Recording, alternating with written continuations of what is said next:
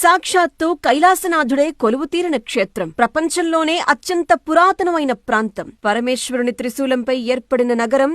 ప్రళయకాలంలో కూడా నాశనం కాదని చెప్పబడే ఒక దివ్య క్షేత్రం కాశీ. కాశీ కాశీ కాశీ అని 3 సార్లు పలికితే చాలు మోక్షప్రాప్తి సిద్ధిస్తుందని కాశీఖండంలో పేర్కొనబడింది. అంతటి మహామహిమాన్వితమైనటువంటి నగరాన్ని జన్మలో ఒక్కసారైనా దర్శించుకుంటే చాలు అని అనుకోని భక్తులుండరు. ఆనంద కాననం, కాలభైరవ దర్శనం, విశాలాక్షి వీక్షణం, విశ్వనాథుని విన్యాసం, అన్నపూర్ణమ్మ అనుగ్రహం, మోక్షపురి, మహాశ్మశానం, పంచక్రోశ క్షేత్రం అనేటువంటి ఎన్నో పేర్లు మన కాశీకి. భువిలోన కొలువైన పరమేశ్వరుని నిత్య నివాసమే కాశీక్షేత్రం. తల్లి గర్భంలో 9 నెలల కాలంలానే వారణాసిలో 9 రోజుల నిద్ర ఒక మనిషికి అంతటి పవిత్రతను చేకూరుస్తుందట. ఇక కాశీక్షేత్రంలో గ్రద్దలు ఎగురవు, గోవులు పొడవవు, బల్లులు అరవవు, శవాలు కంపుకొట్టవు, కాశీలో మరణించిన ప్రతి జీవి కుడిచెవి పైకి లేచుంటుంది అని ఎన్నో విశేషాలు వింటూ ఉంటాం. కాశీ విశ్వేశ్వరునికి శవభస్మన లేపనంతో పూజ ప్రారంభిస్తారు. ఇక కాశీలో పుణ్యం చేసినా పాపం చేసినా 1,000,000 రెట్ల ఫలితం ఉంటుంది అంటారు. ఇక్కడ శక్తిపీఠం విశాలాక్షి అమ్మవారు, జగత్తంతటికి అన్నం పెట్టేటువంటి అన్నపూర్ణాదేవిల నివాస స్థలం కూడా